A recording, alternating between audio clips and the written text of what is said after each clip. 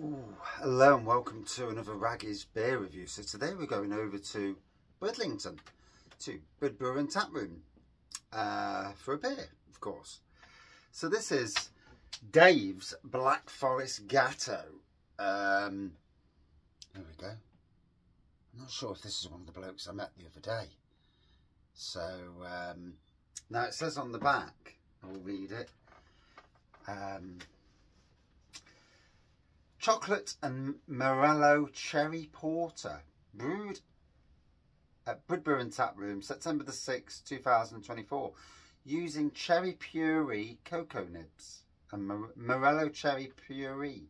So, by the sounds of it, and we did have a chat the other day. I mean, some of that chat is not, you know, it's between people, but yeah. He did mention about using puree for flavour. So every one of these beers are bottle conditioned. So as always, pour sensibly. Don't tip upside down and all that business. Let it settle before you do. And here we go.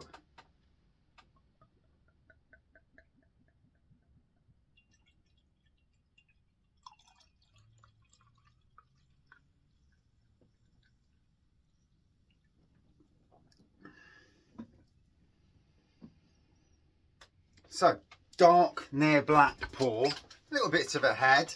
There is carbonation going up, but not much of a head on it. So, is what it is on that side of things. Obviously, we brewed, me and Andy, Happy Drinker Andy, brewed 2 beers. Andy did more work than me. I was trying to do more internet work. Luckily, Andy hasn't got to worry about internet stuff. I, however, do. And so, on the aroma.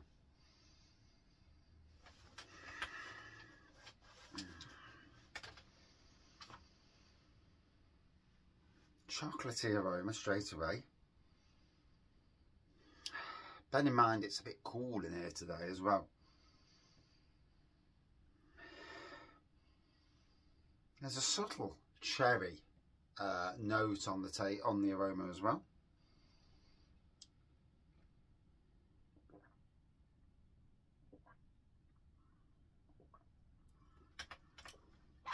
On the taste, more of a tarty cherry taste coming through.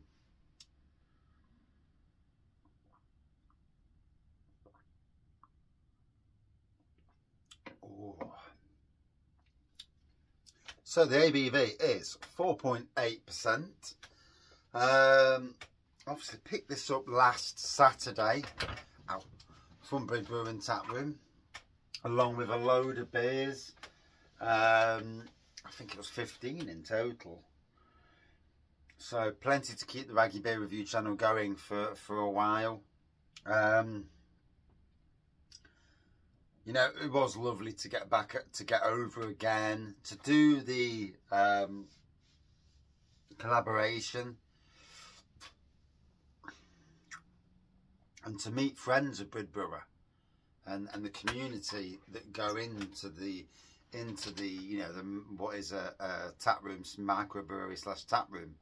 For me, it's actually more of a nano brewery. It does have bigger kit in there that is trying to offload. You know, somebody out there with some pennies who knows electrics and stuff could be an interesting buy. All depends how much spare pennies you've got at the end of the day. And all that, you know, but yeah, there's a decent sized kit there, and I suppose, like with everything, the good fellow is happy doing so many brews a week, opening from 12 till 5 or 12 till 6, no later, and I get that, you know, if you don't need to, then don't, you know. Yeah, it was interesting. Always interesting to hear how a brewery ticks, how the business is going, ups and downs. You know, it all depends. In a seaside resort, which is Bridlington, The poor June would have played havoc, you know. May and June this year were particularly cold and wet, which, you know, the season can start as early as March, you know, from Easter really.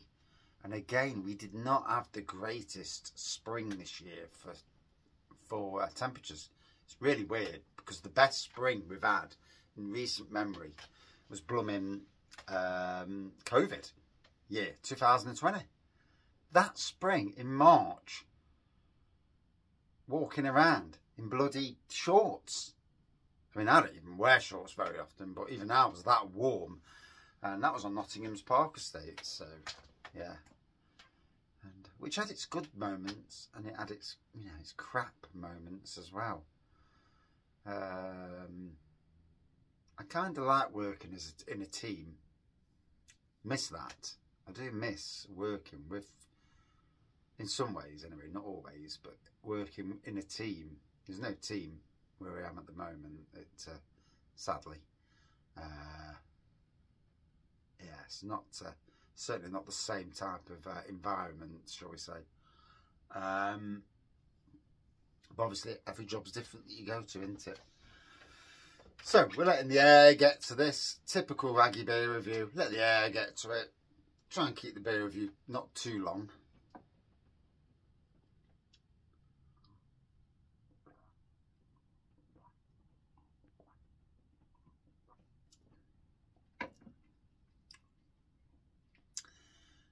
And now I can get more so the cherries coming out.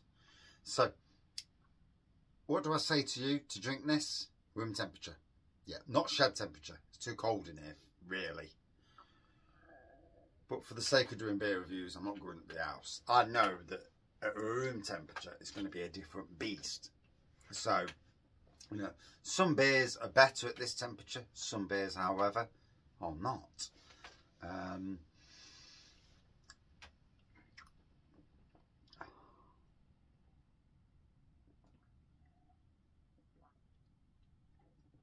I mean, the range of blooming bottled beers that Bridbrewer does.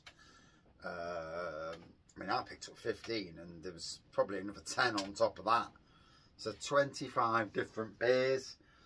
Obviously, there's a couple of actual raggy beers brewed, and the happy drink beers, I suppose, brewed at the tap room, and you know, it's lovely to see. Big ABV on the chocolate and ginger. Be interesting to see how the ginger plays. You know, how it comes out. And I suppose it's all down. Every beer that we ever drink is down to personal preference. You know, some people like in your face, some people like subtle, some people like a balance, and then varying amounts along the way. You know, we all have a time when we drink a beer and it's like, oh, bloody hell, that's a bit too potent. And then another time you drink it and you think, bloody hell, that's a tin of spot lovely. So it's always always that thing with beers. Oh. Anyway, I've had the worst bloody day. It's pissed it down literally all day long. Absolutely bloody chucked it down. Been a crap day at work. First day back, drove home and it was raining. Not too bad, but when we got home it absolutely belted it down. And today it's been relentless from when I got to work, and obviously all night long and all day long. And you feel sorry for anybody who lives in the flood area, because bloody hell, it can't be easy for them. Can't be.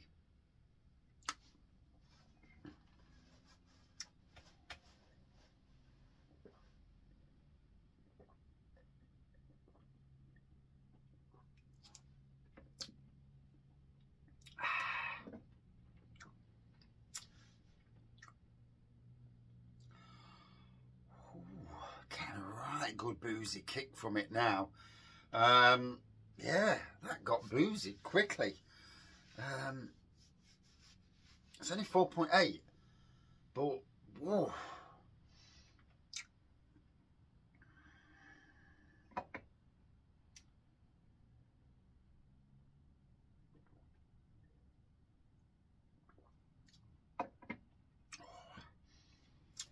And the cherry, real good tarting, you know, chocolate, cherry. I like Black Forest, so you know it's the spot for me.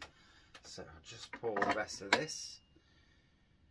It may get some of the sediment. Try not to. Gotta be honest, I don't care if I get sediment or not. But I know people out there, purists, will always moan, won't they? So, Dave's Black Forest Gateaux.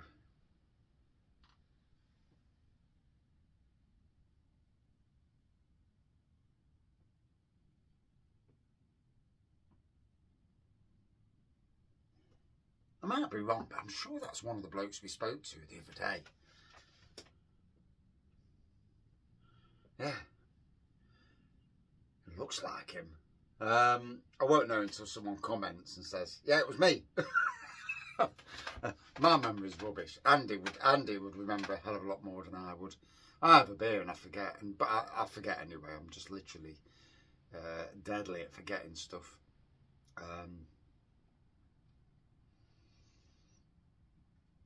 Which is always, sometimes it's a good thing, because somebody will tell me something and we'll talk, and then it's just, you know, it's gone. And that's it. I'm sure my brain says, no, I'm not storing that. You know, even if I want it stored, it won't store it. So,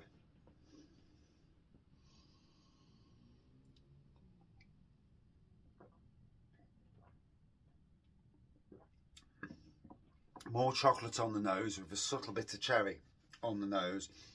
It's on the taste where the cherry kicks in with a really tarty, quite sour cherry coming through, and quite boozy as well. Like I said, you know, it does deliver on the boozy side of things.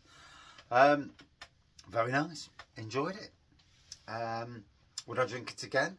It's one of them beers that you'd love to have on cask. I always find cask and warmer as well.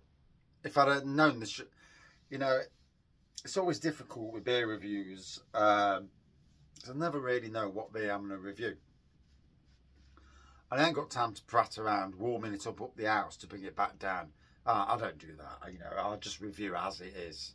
But a decent beer anyway. For me, good 4.2 out of 5. Would have been interesting to see if the, you know, to let it warm up and let those flavours and aromas come through more. But sadly, I'm in the beer room and it's got to be done as it is. So it is what it is. Thank you for watching. See you soon.